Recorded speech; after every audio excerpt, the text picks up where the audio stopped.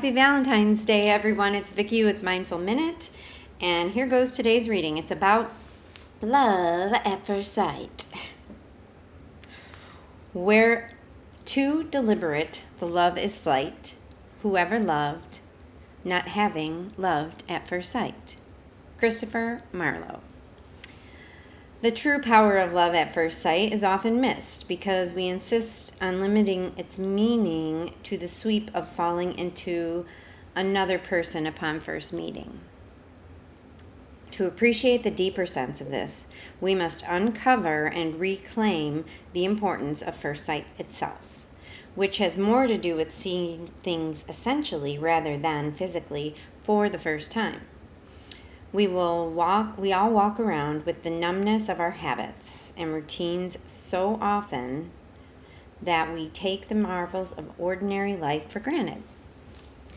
It is first sight that opens the freshness of each moment, unencumbered by any of our habits and routines. First sight is the moment of God sight, heart sight, soul sight. It is the seeing of revelation, the feeling of oneness that briefly overcomes us when nothing remains in the way. At its deepest and most real level, the notion of love at first sight is spoken of in every spiritual tradition as the reward for being fully awake. Such seeing anew restores our sense of being alive. Paradoxically, first sight is recurring. In the same way that we wake every day, we regularly return to first sight in the rhythm of our wakefulness of spirit. Whenever we can see with that original vision, with nothing between us and the life around us, we can't help but love what we see. To see so fundamentally opens us to love. To love so fundamentally is to see the world we're a part of as the vibrant, ongoing creation that it is. So it really manifests this way. At first sight, we find love. At our first true seeing, the love that is already there touches us. In this regard, first seeing is an ever-present threshold to the majesty of what is. Certainly and beautifully, this happens with other people when we, upon first truly seeing each other, fall sweetly into the miracle of their presence. But this is also possible on a daily basis upon first truly seeing ourselves, our world, our sense of God again and again. I can work across from the same person for years, and one day, because my own suffering has opened me more fully than I can remember, and because the light floods that person's face, I can for the first time truly see who they are and feel love for them. I can walk by the same willow season after season, and one day, because of the sheen or after rain and the lowness of the wind, I can truly see the willow like never before and feel love for the willow in all of us.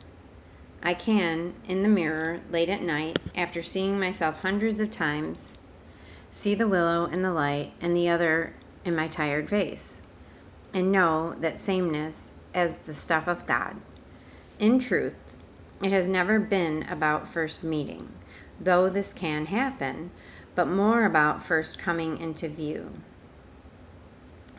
As a breeze all spun out lets the water go clear, we finally stop talking, stop performing, stop pretending, and all tired out, we go clear, and the heart that rests in everything beats before us.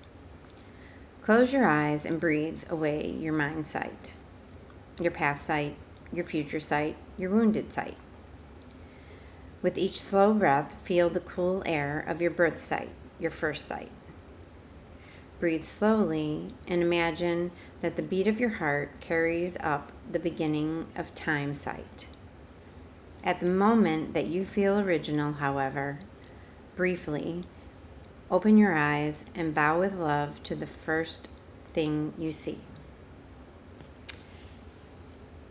And a very interesting take on love at first sight. And I appreciate the caveat he gave us that love at first sight is possible. Romantic love, I think he's speaking of. But I do believe that when I am spiritually soaring, when I'm in a spiritual whole, when I'm spiritually whole, that mostly everything is beautiful to me, and that I can find beauty in things, and I can see things more clearly.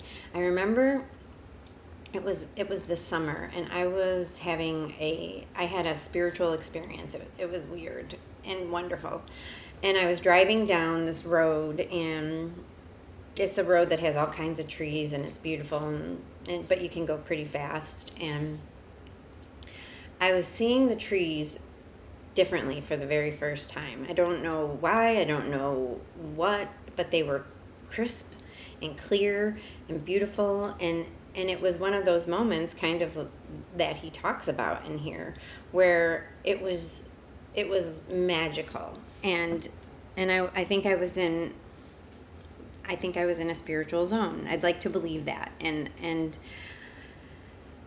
I guess what this reminder brings to me today is that I can have that experience again, over and over again. And if I'm living in spiritual wellness and spiritual wholeness, that I can choose to do that.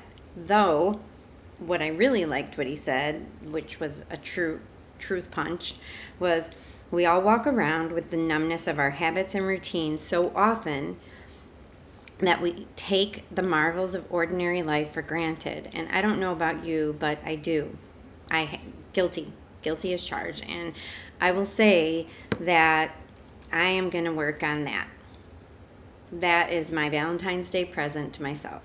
That I'm going to try and see beauty in things and see for the first time. And what's cool about that also is you could actually see yourself differently. You can see other people differently.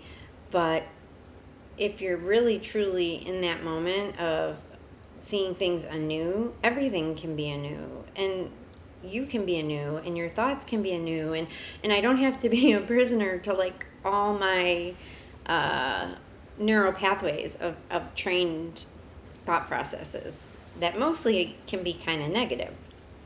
So I don't know. I hope you have a beautiful day. I hope you see things anew, see things beautifully, and I hope you have a beautiful Valentine's Day. And if you don't have a romantic love, I hope you do something loving for yourself. I recommend it. I will do the same.